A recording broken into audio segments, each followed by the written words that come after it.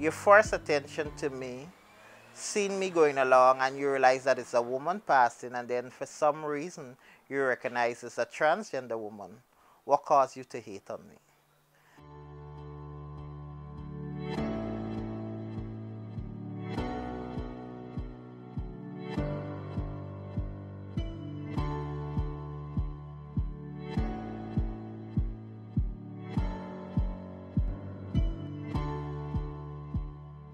I just find myself early dressing differently from my rest of brother because I'm the kind of person that once my mom was very flashy, very outgoing, nice person in terms of dress. So every time she went out to associate with your friends, and once she buys such a nice garment, and since that she took them off when she falls asleep, I would get up in the middle of the night and then dressed in them, and then maybe for 2 minutes look in front of the wardrobe, see how beautiful I look in them, and then take them off. And I could speak on the behalf of my mom and my siblings. I don't think they treat me different. My sex doesn't define who I am when it comes to my family setting. Now, times has changed a lot from 2009.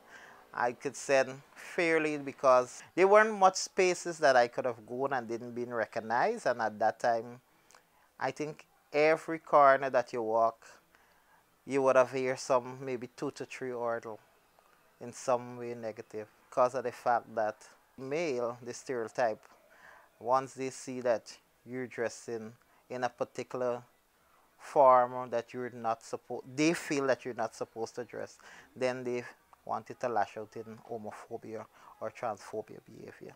One of the things I did is to do much shutting, and meaning that I depend at the time for my siblings to go out and do anything for me just to avoid the attention. Most of my pass as a female, so I don't have those attention that I do had before 2009. And in Guyana, there's not any person that really employ transgender woman, especially if you dress in female attire expressing your gender identity. At one time I had a canteen, and I used to, was really good because I had employers, but I think I snarl myself because of the so much phobia that I felt early, that I felt that it would have been stigmatized, and I think I failed to push it more. We're so driven by homophobia and transphobia. You're left without income to the end of the month and lead to poverty.